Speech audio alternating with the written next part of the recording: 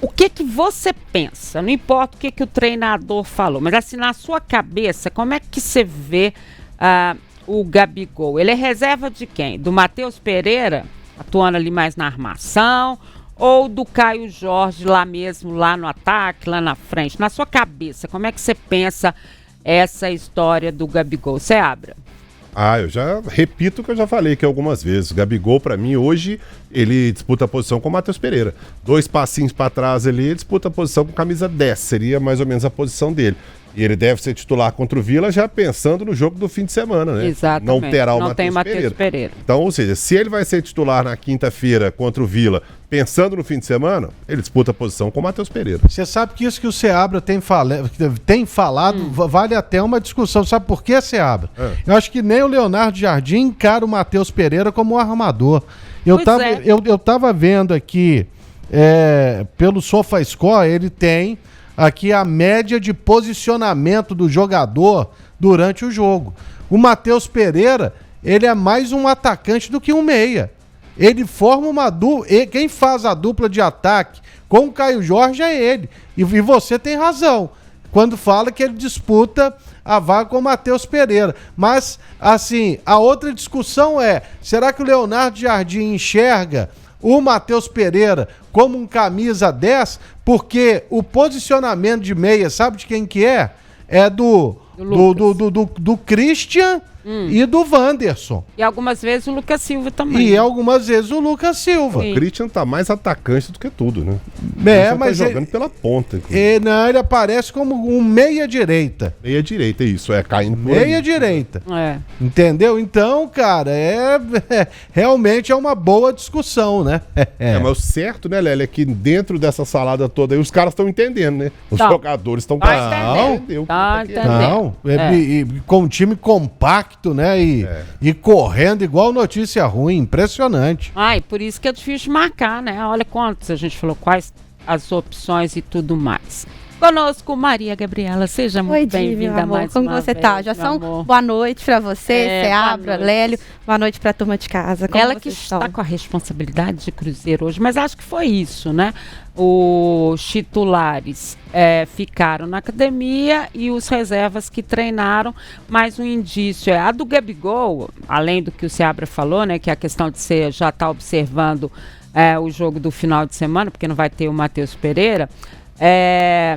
Também o Jardim falou, né, na coletiva, que ia dar mais minutagem ao Gabigol. Eu acho que ele tá pedindo passagem, não sei onde é que ele vai colocar ele não, mas ele tá pedindo passagem, né? Pois é, no Clássico ele não jogou nem 10 minutos, né? Chegou a ser uns 6, 7 minutos, e aí o Jardim foi questionado na coletiva e ele falou, realmente, o Gabigol não só quer, mas ele precisa de mais minutagem, mas ele fala, tem que arrumar um equilíbrio, porque quem tá jogando bem, a gente tem que colocar o Gabigol. Eu acho que ele vai ter que fazer o malabarismo também até porque o jogador, principalmente o Gabigol, né? Um jogador de nome que vem para ser titular. Tem pouca minutagem, né? Ele foi titular contra o Palestino, entrou contra o Sport, contra o Flamengo, jogou muito pouco, foi decisivo, a gente já sabe. Então, de fato, como o Seabra falou, ele deve ser sim titular contra o Vila Nova, já pensando no confronto de domingo, até porque o Cruzeiro tem só 2 dias de descanso, né? Então vai ter que dar essa rodagem no elenco, porque praticamente quinta-feira a classificação está consagrada. O Jardim fala que não, que realmente tem que ter a base titular do Cruzeiro, mas tem que pensar também domingo contra o Fortaleza.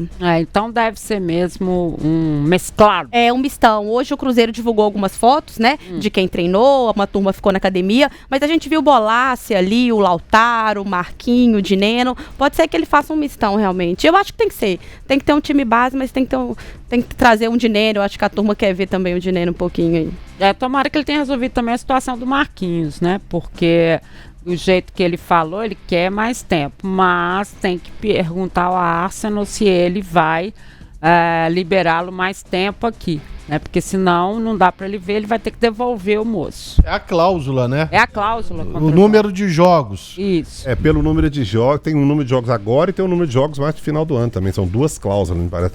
Aí, se ele atinge uma agora, ele tem que ficar até o fim do ano. Isso, então, o Cruzeiro exatamente. Tá nessa avaliação aí, tipo, vale a pena ou não vale a pena? Eu não sei, até agora o Marquinhos não disse muito a que veio, não, né? Mas também não teve tantas oportunidades assim. Então, pra mim, tá meio em cima do muro ali. Eu não acho que o Marquinhos tem que ir embora, mas também não sei se tem que ficar. Até agora eu não tenho opinião formada sobre ele, sinceramente. Você tem, Lélio?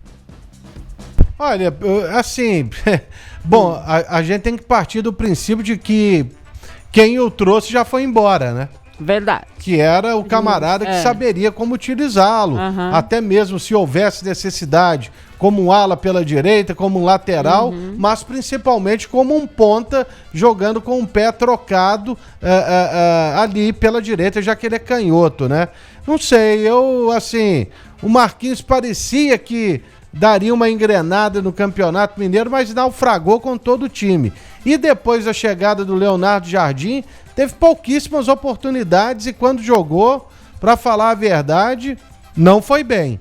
Então, por isso que o Jardim está querendo saber, está querendo conversar com o Arsenal para ver se eles abrem mão dessa cláusula contratual.